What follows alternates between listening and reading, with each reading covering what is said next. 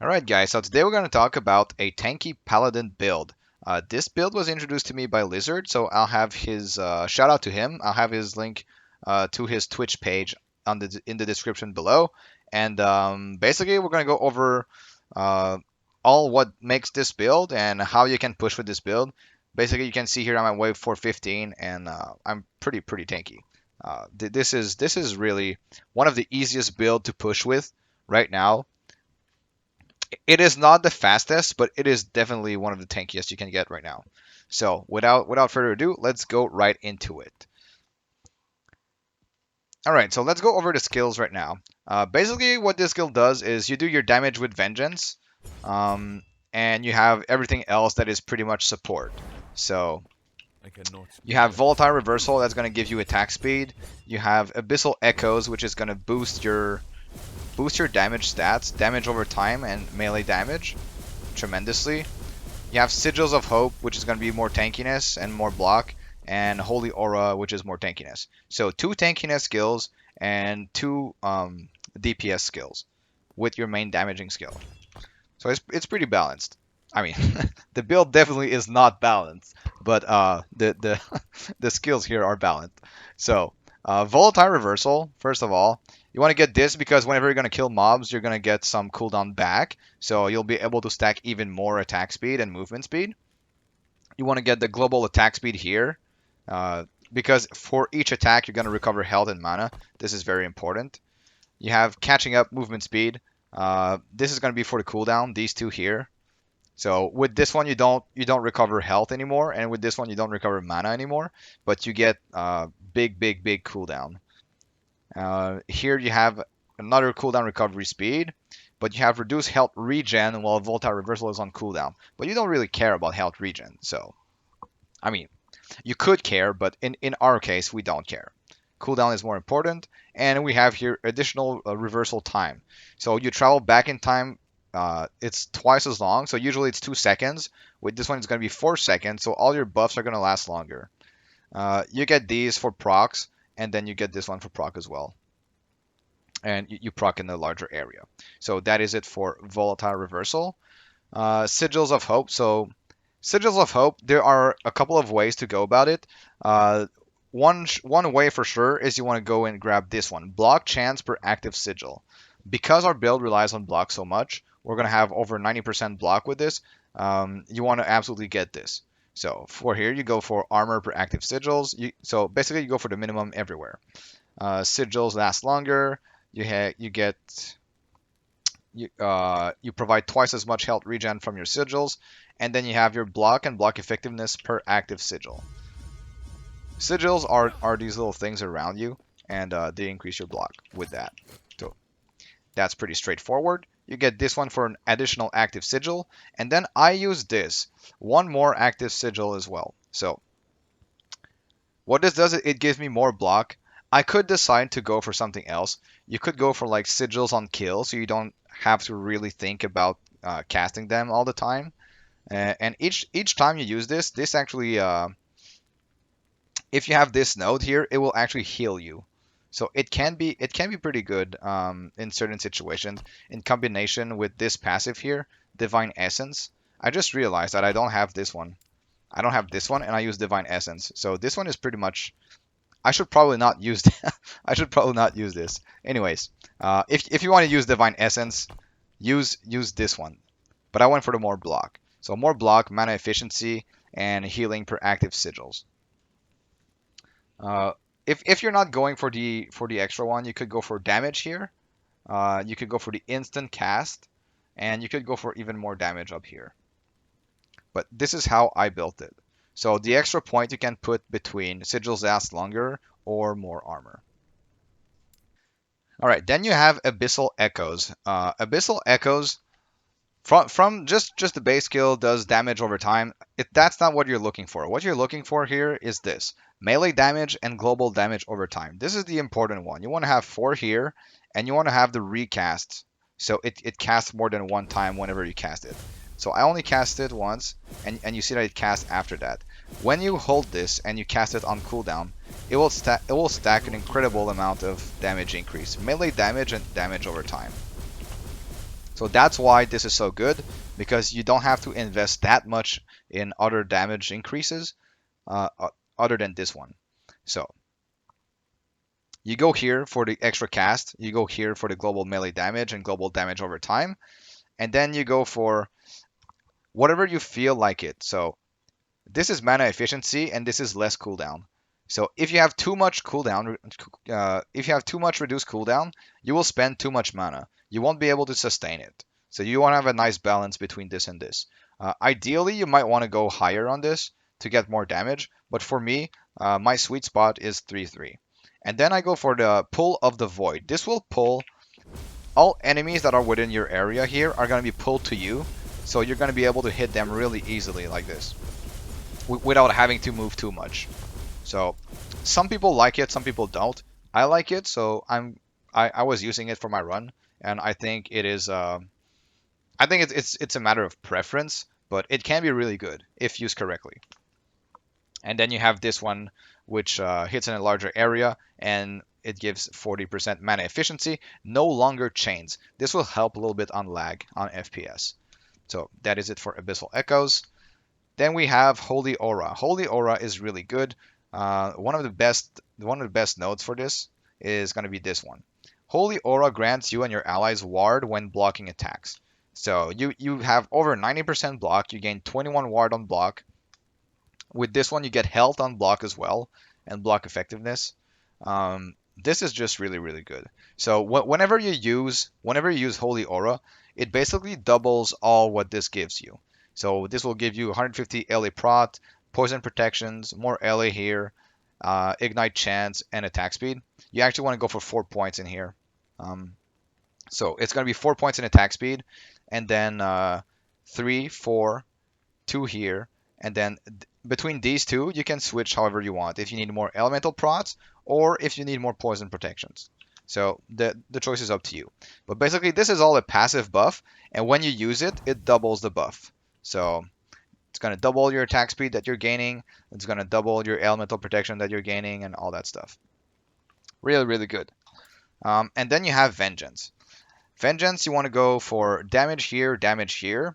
So basically, Vengeance is our main damaging skill, and on top of that, you take 40% less damage.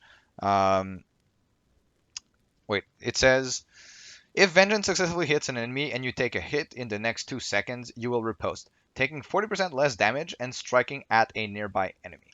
So basically, it's 40% damage reduction with a multiplicative one of 36. And you could even go for another one of 10 here, but I decided not to go for that. I want attack speed because attack speed is going to sustain us a lot, and it's going to increase our damage as well. So damage reduction, and then you go for attack speed. So the last point is an attack speed. You want 4 here. So if we talk about the passive now, you want to go for 1 point in Overwhelm, because this you could put more points in, but like there are so many good choices in the trees that we have to make some difficult choices. You can absolutely remove like 1 point from here and like switch some points, whatever. But this is what I came up with for now. So you have 1 point in here for it gives you 1 flat damage, and then retribution chance when hit. This one is pretty good because most of our damage come from bleed and ignite. So this is gonna proc 5 times per second when you get hit a lot. So it's pretty good. You can go next to a big mob and get attacked by archers. Basically, it gives you tankiness and it does damage. So pretty good. You regain health and mana when you directly use Rive, Vengeance, or Smite. So you will get 25 health and 10 mana whenever you use Smite. So this is going to be really, really good. It's going to be your sustain. And then you have increased health regen and vitality here. This is basically just to be able to get to here.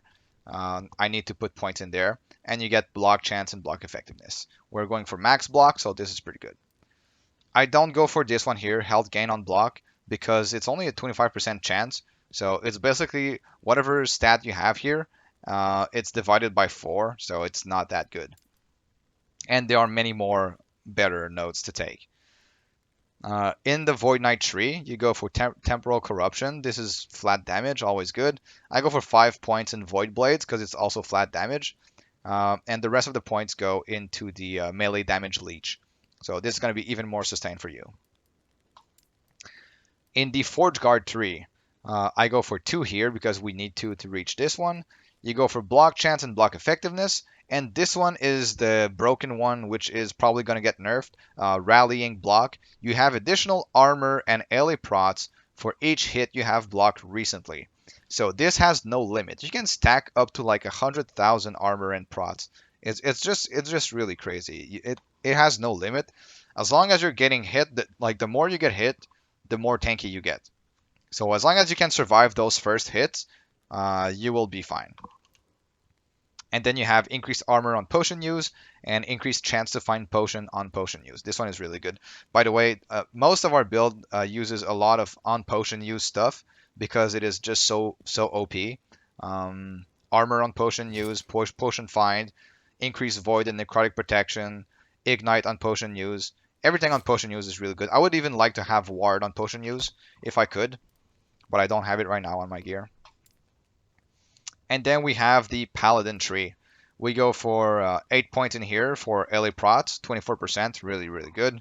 It's even better than 1 gold ring, so you gotta have that. You go for block chance here, pretty straightforward. Block chance, block efficiency. You go for 1 point in here for the healing, just so you can proc this sometime. Divine Essence. You go for 1 in Divine Bolt as well to get that proc 20% of the time. So each attack you do will inflict like bleed and ignite. So the more you can attack, the higher your damage, right? I go here for vitality, 3 here for Eli Prots, necrotic protection, and healing effectiveness. I go 5. So this is like I could remove this and put them somewhere else. I could move around some points. These are pretty much my not so sure points. But I use 5 here, and then I have 4 here, block chance and less dodge. We have 0 dodge on this build because we want to stack as much of this as possible. So 0 dodge, so we don't care about that. We have 12% block chance. And then this is our damage, bleed and bleed effectiveness. The bleed you get will not hurt you at all. Like it really doesn't matter. And the increased bleed effectiveness is really, really good. So, okay, and yes, and Divine Essence. Divine Essence will give you, at max stacks, 30% armor and protections and healing effectiveness. So it will be pretty good. It will be pretty good. You get more Eliprots, you get more necrotic, and you get more necrotic, poison, and void prots. Basically, you get everything. So it's a pretty good one. You just need to have, if you use this one, you have to use Word of Alacrity. That's what I think right now with this setup. I just realized that I pushed my last arena without it, but like okay, I would use this and maybe even this one. Like when you have 3 or more, you had 10% chance to be revived. But this is what I used for now. So that is it for the passives. If we go about the gear now, first of all, the idols. The idols that I used 1 idol of increased damage with vengeance. This is kind of like a multiplicative buff, guys. So even though it says increased damage with vengeance, it's kind of a multiplicative one. It's kind of like a more damage. So it's really good. Some people use 4 of those. I only use 1 because I don't know. I wanted to try the tankiness here for chance to gain 30 ward when hit. I really like it. Some other people don't. I know Lizard doesn't like it, but I really like it. By the way, yeah, basically Lizard taught me a lot about the game, and he taught me a lot about this build, which I modified a little bit of things like to my liking. We don't always agree on everything, but this is what I think is best for now, for me at least. So 1 idol for damage with vengeance and physical damage over time. This is really good. Physical damage over time because it affects your bleeds. And then you just want ward, chance to gain ward on hit with some prots. Ideally, I would like to have like elemental prots everywhere, but I don't have it everywhere. And then I just use 1. I didn't know what to use. I just got lightning protections here. So that is it for the idols. Other than that, you got Undisputed, really good weapon, good flat damage, attack speed. Your overkill damage is leached as health, so this will enable you to sustain even more. And on top of that, you get increased physical damage for each recent melee hits against a bleeding enemy, which we are dealing a lot with this 200% chance to bleed. So you get Sunforge Great Helm for the conversions. It's the easy way to get conversions on your helm. Ideally, I would probably like to have a yellow helm with like better stats. Other than that, but yeah, you can go for this. And then you want to get the necrotic and poison damage conversion. So this is also very good. Basically, because we are stacking so much block and we have this node here, we're going to get a tremendous amount of LA prots when we block, and necrotic and poison won't be an issue. By the way, guys, I will have a link in the description below for the Tunk Labs planner that I found is probably my best setup. So I'll have that there. I go for Orion's Eye. I go for a Solarum Shield with block effectiveness, block chance. Basically, what I'm aiming for is elemental prots on everything. So I would like to have LA prots on glove, boots, my 2 rings, my belt, and my shield. And I would the rest, the other suffixes would be necrotic or poison prots. And in terms of prefixes, here, of course, you need glancing blow, 100% glancing blow, 100% crit avoidance, and the rest is going to be strength and vitality, most likely. Except on your belt, you get ignite chance for first second on potion use. So this is what I used, and this is a lot of damage. Like it can go up to 300% ignite chance on potion use. Everything on potion is so good. And then I use a grimoire. So this will give me up to 90% increased void protection and necrotic void, necrotic, and poison protections for 4 seconds on potion, and it gives me 20 flat necrotic damage to my melee attacks and spells on 4 seconds on potion use. So this is just like, for me, it's really it's a no-brainer, but I'm still kind of in a debate with some people on this, especially with Lizard. So okay, I'll go over all the items like so if you want to pause the video and see what I actually use. And then again, I will have the Tunk Labs gear planner in the description below. I want to thank you guys for watching, and I will see you guys next time.